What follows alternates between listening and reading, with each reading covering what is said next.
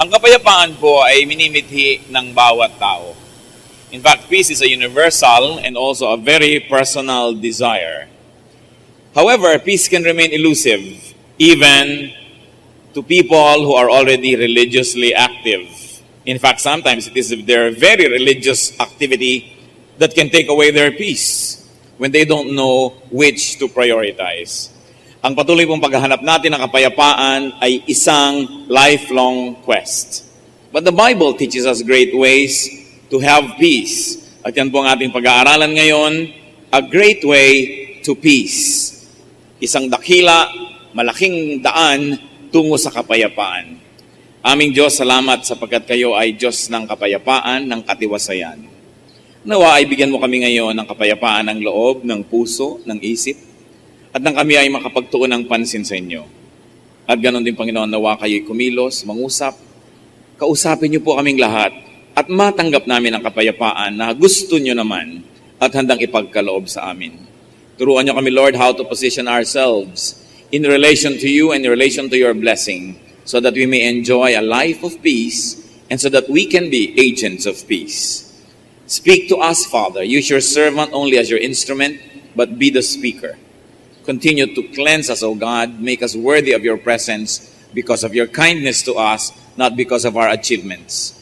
Cleanse us. Empower us. Speak to us. In the name of Jesus our Lord, we pray. A great way to peace. Sa Matthew 10, verses 26 to 28, meron po mga discussions about fear.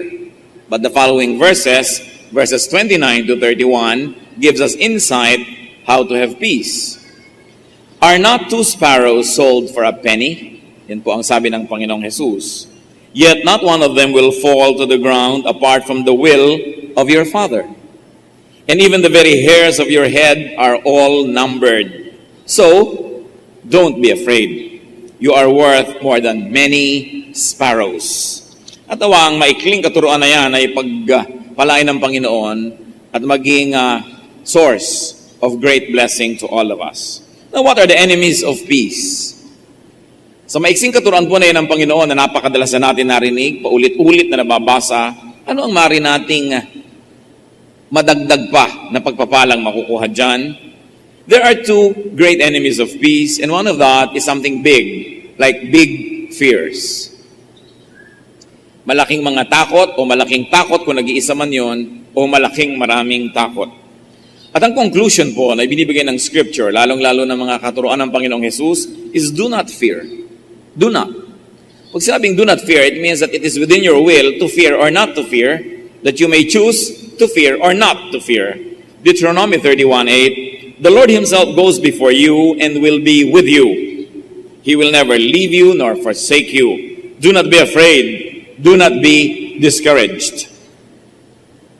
Habang ang original na kausap at tinutukoy dito ay hindi naman tayo at mga tao na nabuhay nung matagal na, hindi naman nagbabago ang Diyos.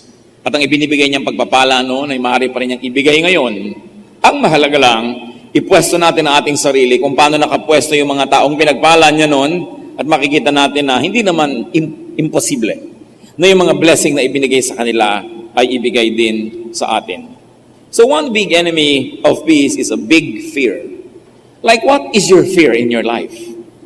Ano mga kinakatakutan natin na tuloy gumugulo sa ating isip, nagnanakaw ng ating tulog, ng ating kapayapaan, ng ating pamamahinga, at ginugulo tayo, bagamat wala namang dinadawang mabuti at hindi naman nalulutas ang mga pinoproblema natin sa buhay. Pero may kakambal po yung something big na yan, and it is something small. Another enemy of peace is little trust. Ang mga tao ay may malaking takot at pagkatapos ay may maliit na pagtitiwala sa Diyos. Pag pinagsama mo ang dalawang ito, siguradong gulo. Siguradong gulo ng isip, gulo ng espiritu, siguradong magiging sleepless nights, troubled days, worried existence. Little trust.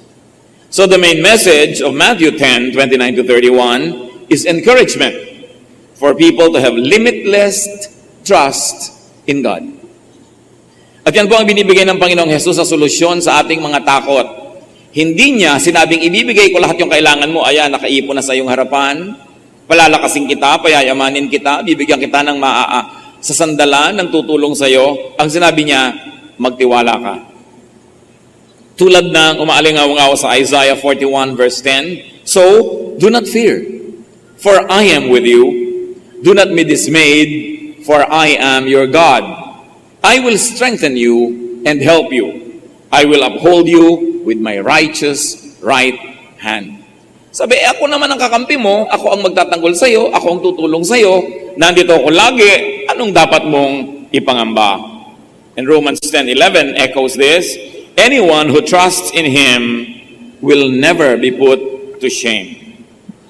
Once more, Isaiah, verse 16 of chapter 28. So this is what the sovereign Lord says, the one who trusts will never be dismayed.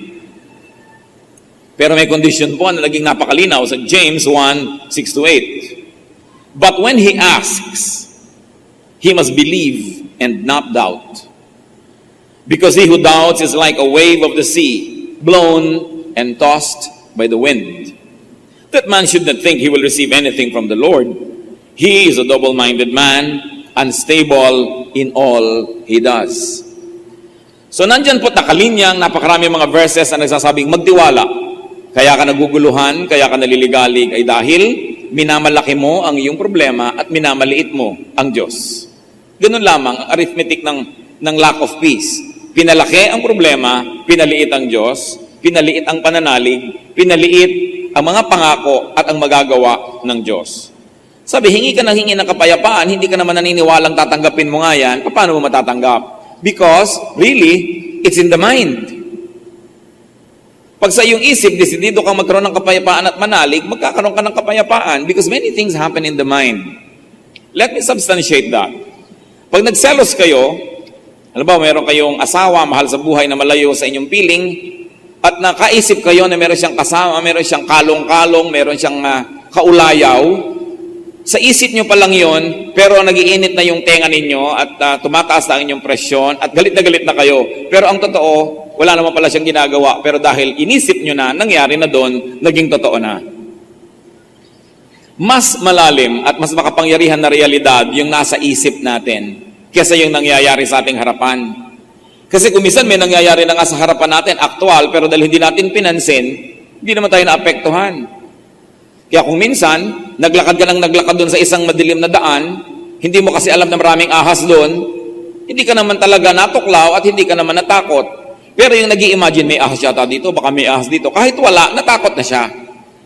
Ang reality is what is inside your brain.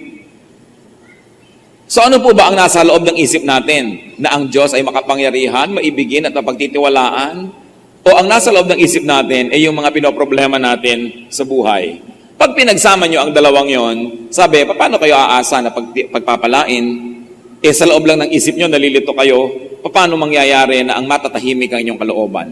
Kaya napakahalaga po ng childlike faith. That's why the Lord Jesus said that the kingdom of heaven belongs to such as these, meaning the children, not because of their age, but because of their capacity to believe. Ang mga bata, pag sinabi mong, sa isang linggo, pupunta tayo sa mall, kahit gumuho ang mundo, nagkaroon ng tsunami, bumagyo, pumutok ang mga bulkan, sabihin ng, Daddy, linggo na. Dahil naniniwala siya, sinabi mo na pupunta kayo sa mall, mangyayari dapat yon. Yun ang childlike faith. At yun ang hinihingi sa atin ng Panginoon, yung hindi na masyadong nagpapakatalino, hindi na masyadong maraming mga iniisip sa buhay. Sinabi ng Diyos, tapos ang kwento, maniwala ka. Kasi kung hindi ka naman naniniwala, kahit mangyari yon, hindi ka pa rin magbe-benefit. Because your reality inside your mind is your reality. It's not what happens outside of your mind or it's not what happens around you, but it's your reality. Kaya yung mga may asawa na iniisip na pinagtataksilan sila ng asawa nila, sa sa hindi, dahil iniisip na nila, nangangayayat na sila, namumroblema na, nagagalit na. Yun namang pinagtataksilan at walang kamalay-malay, sarap na sarap pa rin sa buhay, may gana, tahimik na tahimik. Kasi hindi niya alam. So what is reality? What is reality is what you know and believe in. That is your reality. At pwede nating piliin kung anong reality natin. Maniniwala ba ako sa salita ng Diyos o hindi? Pangahawakan ko ba kanyang mga pangako o hindi? Kaya kahit pareho kayo magkatabi dyan at lumilindol, yung nananalig sa Diyos, payapa, yung hindi nananalig, nagugulo. Kahit nagaling kayo sa isang pamilya, pare-pareho kayong walang pera, yung nananalig sa Diyos, mas nakangiti kaysa doon sa hindi nananalig. So what is your reality? We must trust God unto peace. It's not enough to say, I trust God. Because when you trust God, you must have peace. So you trust God to the point of having peace. Because you trust enough. At ano po yung mga argumento na nakita natin sa Scripture? As the Lord Himself said about the sparrows.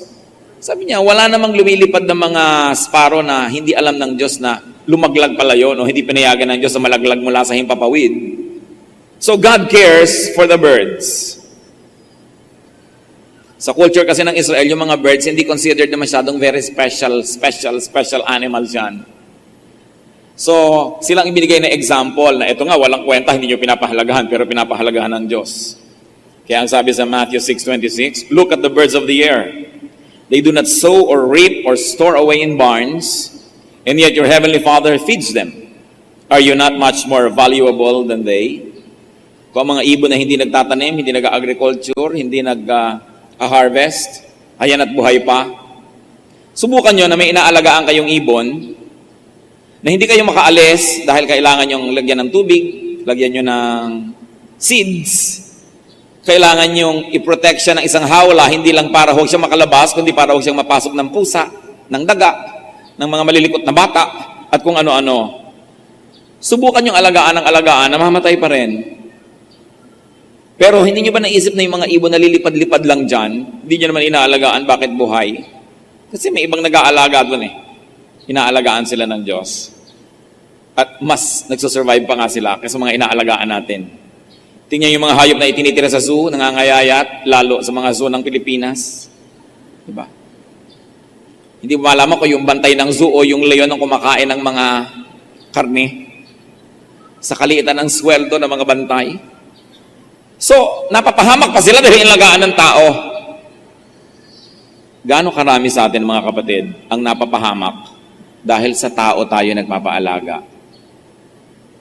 Dahil sa tao tayo umaasa. Bumubuo tayo ng mga pangarap sa paligid ng isang tao na pag ang taong yan ay nagkasakit o namatay o nagtaksil, guho ang buo nating pangarap. Magpapaalaga ka na rin lang, ba't di pa sa Diyos? Pero yung iba kasi, sa pagpapaalaga nga nila sa tao, kaya nalalayo pa sa Diyos. Lalo't kung ang nag-aalaga sa kanila, hindi naman marapat na yun na mag-alaga sa kanila, napapalayo patuloy. Para mga hayop na ilalagaan sa zoo, napahamak patuloy, mabuti na lang, iniwan na lang na ang kalikasan o ang Diyos ng kalikasan ang nag-aalaga sa kanila. Now, God cares for the birds, and very specifically in our reading, God cares for the sparrows. Interestingly, the sparrows are considered to be the cheapest of birds. Yan ang pinakamumurahing ibon sa Israel, tulad ng sa atin ay maya-maya. Diba? Yung mga lilipad-lipad dyan, binabato-bato na dating national bird. Buti na lamang at nagising ang nag-iisip kung ano ng national leaf, national food, national ewan, pinalitan ng malaking eagle. Kasi yung binabato-bato mo sa mga pilapil na iilag-ilag, yun ang national bird. Buti na lang at napalitan because symbols can sometimes affect the thinking of a people. So God cares, not only cares, but God cares individually for sparrows. Or God cares for sparrows in a very individualized way. Sabi niya, not one bird will fall from the air without God knowing it. And the conclusion was, you are more valuable than many sparrows. Kung ang isang sparrow, ang isang ibon, nahuhuni-huni kakanta-kanta na hindi pinapahalagahan kung minsan, ay pinapahalagahan ng Diyos, higit kang mas mahalaga sa higit na maraming mga sparrows pa. God cares for you infinitely more. At sinabi pa sa ating reading, God knows the number of your hair. Kung may tumubo, may nalagas, may tumubo, may nalagas, every day, alam ng Diyos ang latest count ng iyong buhok. And according to people who know,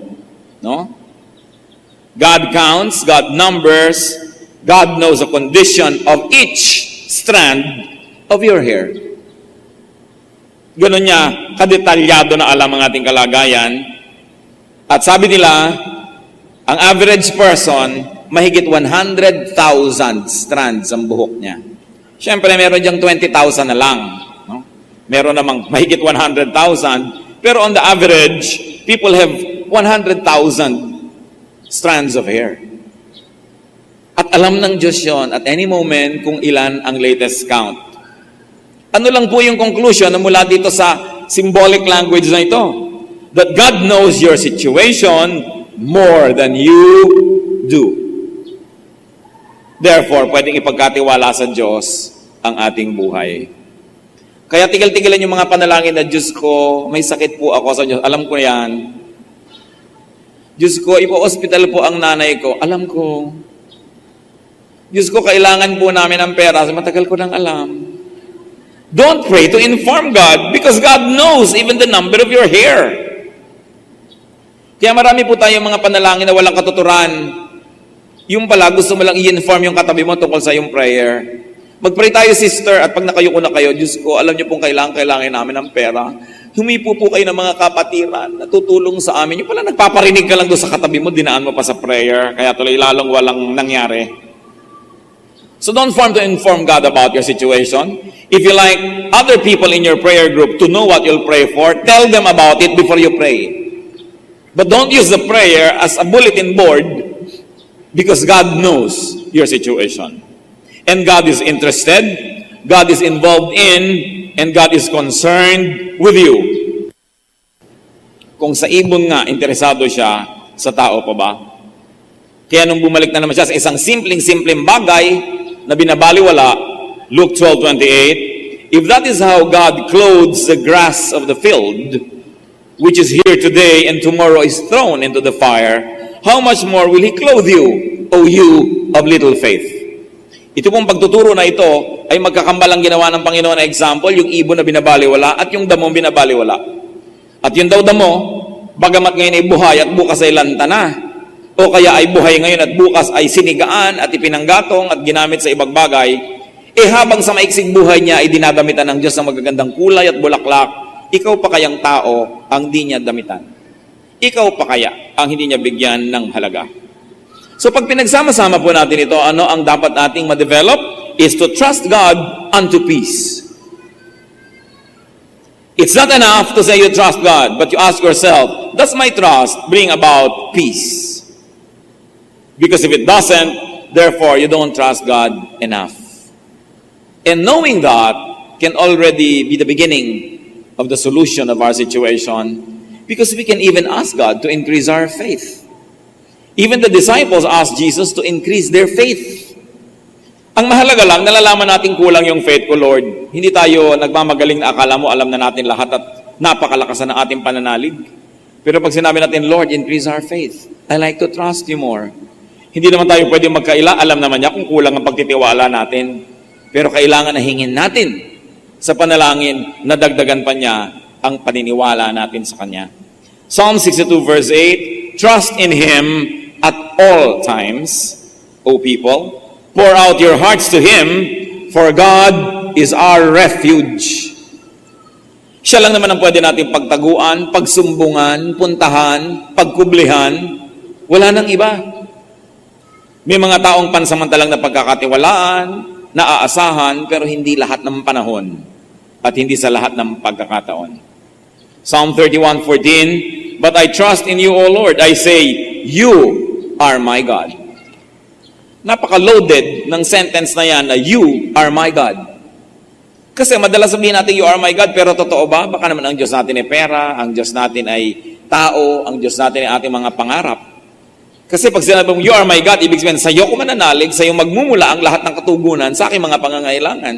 Pero madaling gawin ang Diyos na motif, dekorasyon ng buhay natin. Pero to make God God, to understand the depth of that declaration that you are my God. Because anybody who can say that from the heart is a person who will have peace. When you say, you are my God. So Zechariah 4:6, so he said to me, this is the word of the Lord to Zerubbabel, not by might, nor by power, but by my Spirit, says the Lord.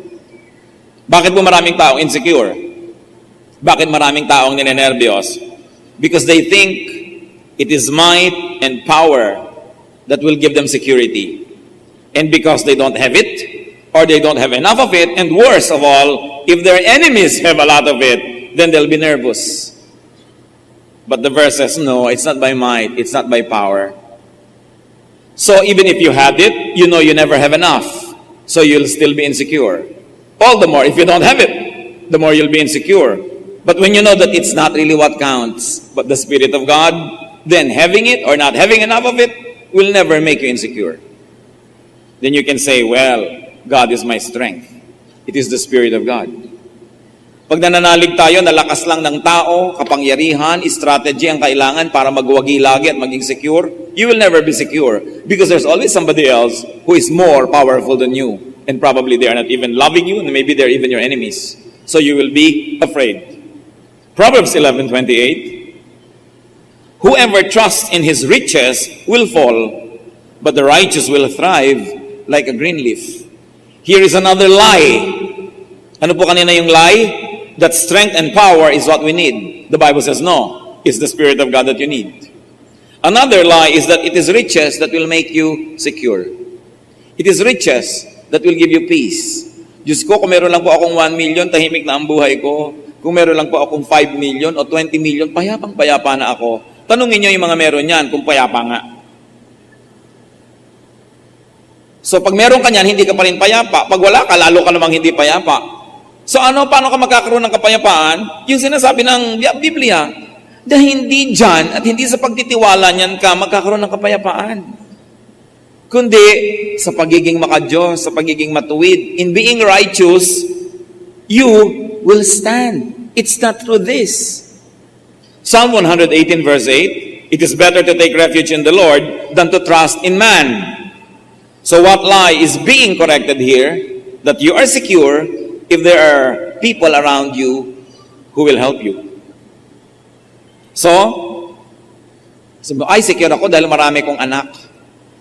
Kahit 10 ang anak nyo, kung minsan nasa abroad ding lahat, pag natumba kayo dyan, wala din dadampot sa inyo. Madadampot ba kayo ng remittance? So, hindi na security ngayon yon.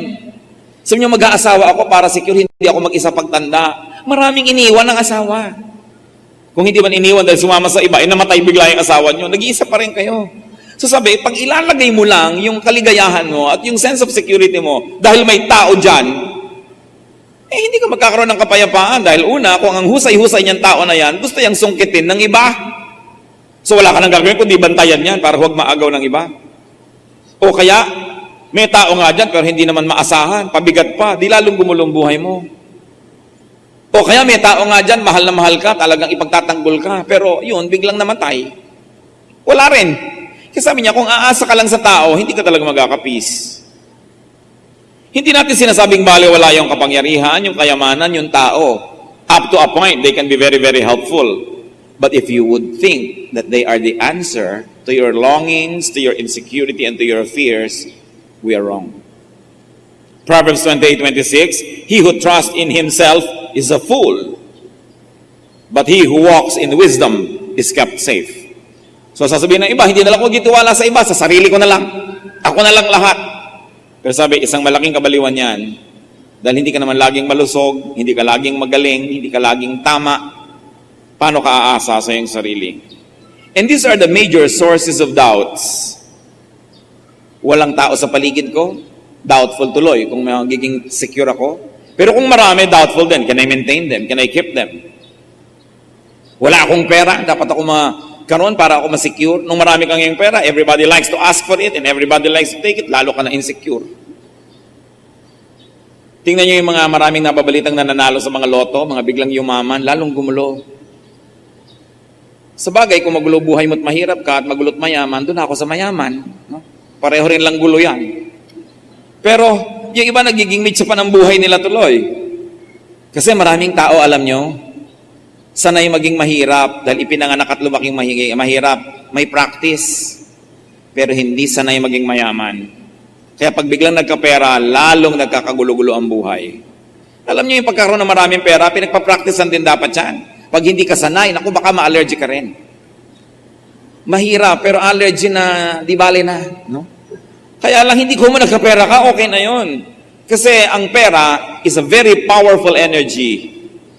Para bang iyan ay isang napakalakas na bull, o kaya ay buffalo, o kaya ay kabayo. Kailangan magaling kang magrenda para yung lakas niya ay pakinabangan mo.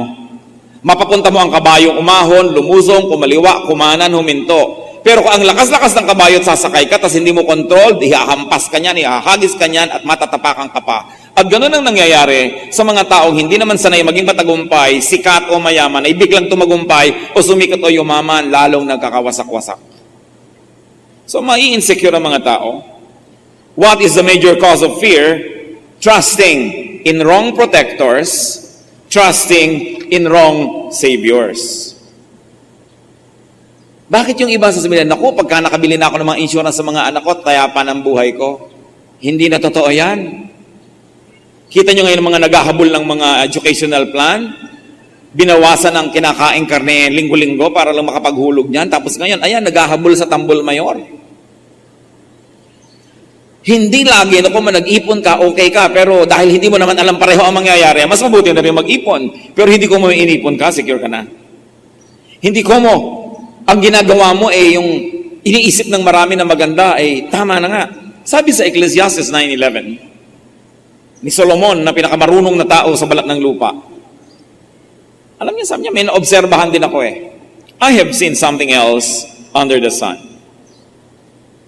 The race is not to the swift, or the battle to the strong, nor does food come to the wise, or wealth to the brilliant, or favor to the learned. But time and chance happen to them all. Siguro kung hindi si Solomon na nagsabi nito, gagirahin nyo pa eh. Buti na lang si Solomon at sinabi ng Diyos, pinakamarunong siya, so pwedeng pakinggan. Sabi niya, alam nyo, may naobserbahan pa akong isang kakatuwa sa buhay ng tao. Hindi ko mo mabilis kang tumakbo, ikaw ang mananalo sa karera. Hindi ko mo ikaw ang malakas, ikaw ang mananalo sa gyera. At hindi ko mo marunong ka, ikaw ang pupuntahan ng pagkain. At ikaw ang magkakaroon ng mga kailangan mo sa buhay.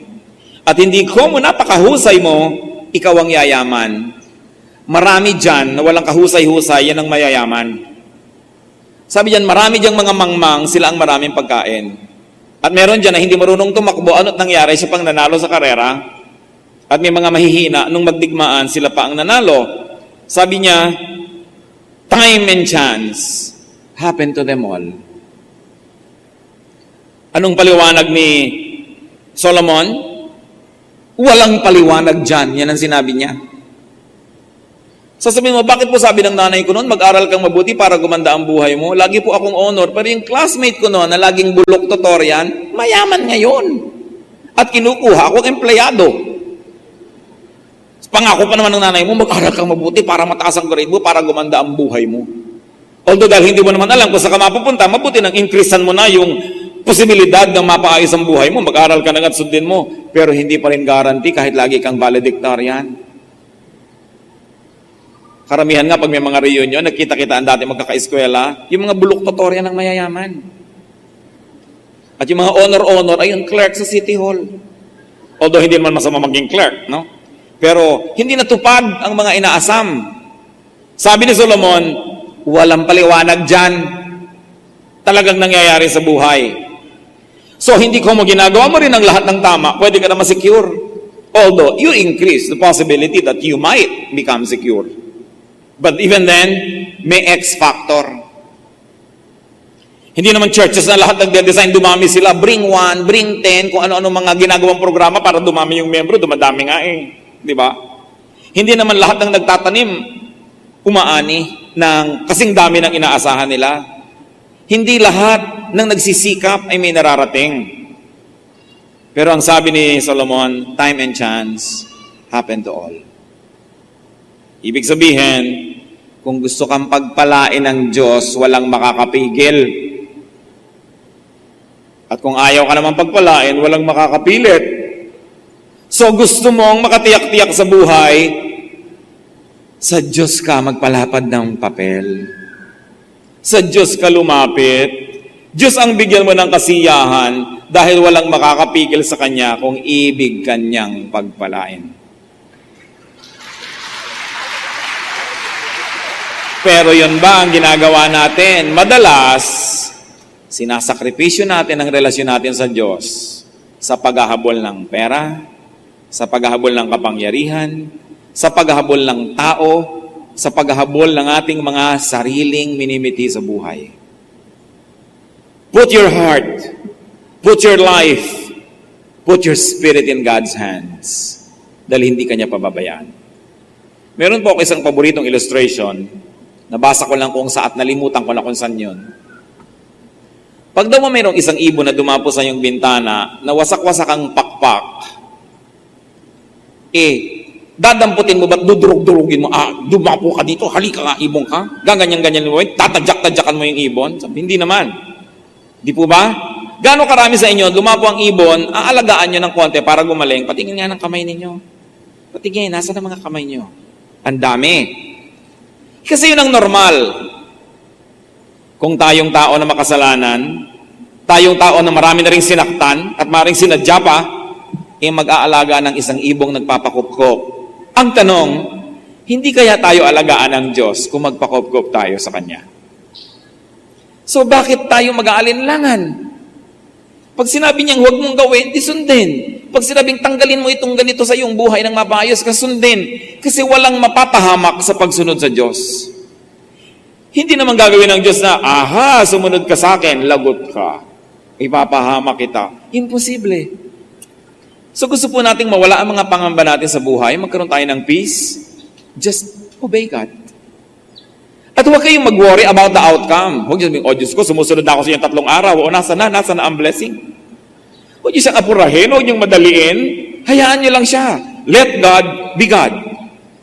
Proverbs 3:5-6. Trust in the Lord with all your heart and lean not on your own understanding. Sabi, magtiwala ka ng ganap at huwag kang sa sarili mo ka maniwala. Kung ang karunungan mo kumokontra sa sinasabi ng Diyos, sa kanya maniwala at kalimutan mo yung karunungan mo na yan. Sabi, lean not on your own understanding. In all your ways, acknowledge Him and He will make your path straight. Sundin mo. Bakit gusto natin laging inaayos ang buhay natin? Kailangan ayusin ko to, kailangan ayusin ko yun. Ayos tayo ng ayos, halimbawa sa buhay ng anak natin, buhay ng asawa natin. Yung meron tayong messianic complex na parang hindi naaandar ang mundo pag hindi tayo ang nagpaandar, mali na ang lahat pag hindi tayo ang nasunod. Pero ang tanong, kung nagkaroon na kayo ng kalaban sa buhay, nagtataka kayo, hindi nyo naman siya inaalagaan, bukas buhay pa rin. In fact, ikatutuwa nyo sanang nawala na siya sa mundo. Kumisan gumagawa pa tayo ng masama laban sa ating kapwa, pero buhay pa rin. Hindi mo na nga inaalagaan, ginagawan mo ng masama, buhay pa rin. Alam niyo kung bakit? Kasi may Diyos na bumubuhay sa Kanya. Yung mga nag-abroad, dahil sa pagtakas sa kahirapan, so, salamat, nakatakas na ako, nakarating na ako kung saan-saan. Pag uwi niyo sa inyong mga barangay, mas matataba pa sa inyo yung mga iniwan niyo noon. Mas malalaki pa ang tawanan, mas marami pa silang kasiyahan kumisan kaysa sa inyo. Nagtataka ka, tinakasan ko sila, ginawa ko na ang lahat para bumuti ang buhay ko, ang tagal-tagal ko silang iniwan, dapat sa laki ng difference ng income namin, at sa dami ng laki ng naging agwat ko sa kanila, dapat mga hamak at dusta at mga yagit na itong lahat. Pero pagbalik mo, mas maganda pa cellphone nila kaysa sa'yo.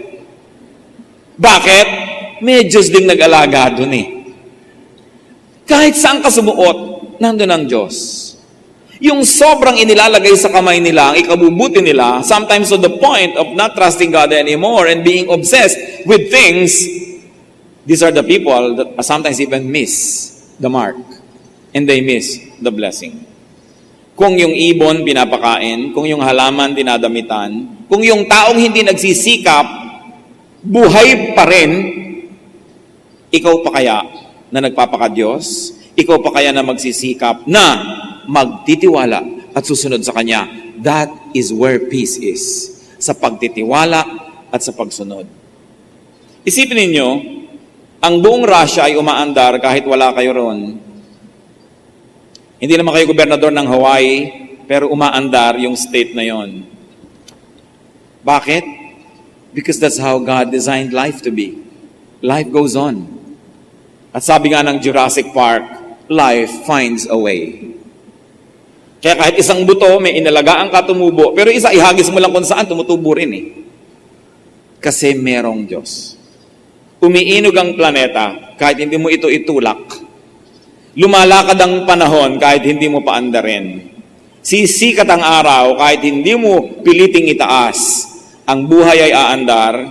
So wag nating sayangin ang ating lakas na i-manipulate ang buhay. Makiagos lang tayo sa speed, sa direction ng Panginoon, and you will enjoy life better. Let us not plague God.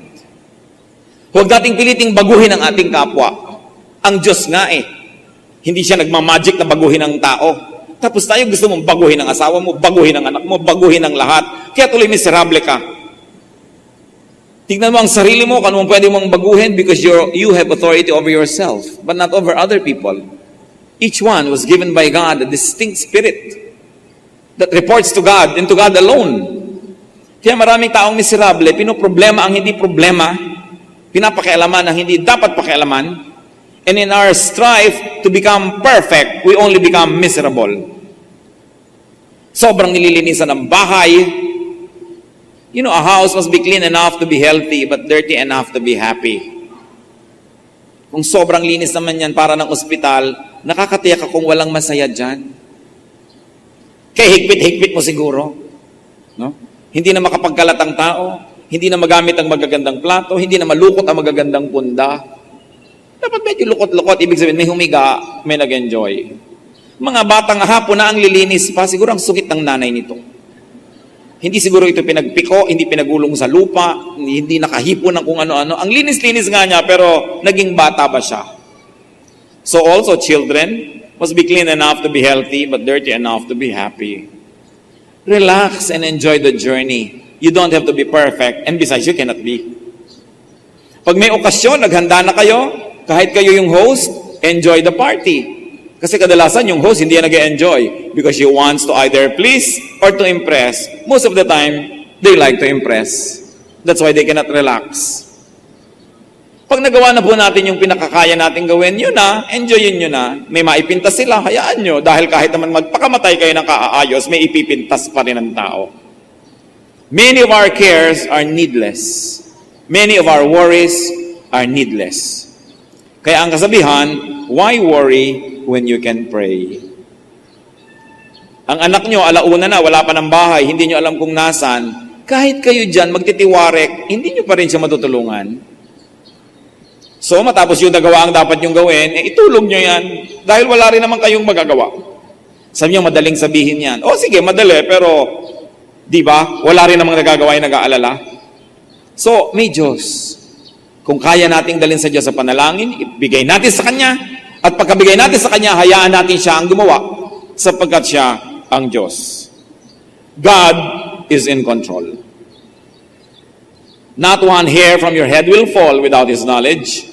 Not one sparrow will fall from the sky without His permission. Colossians 1:17, He is before all things, and in Him all things hold together.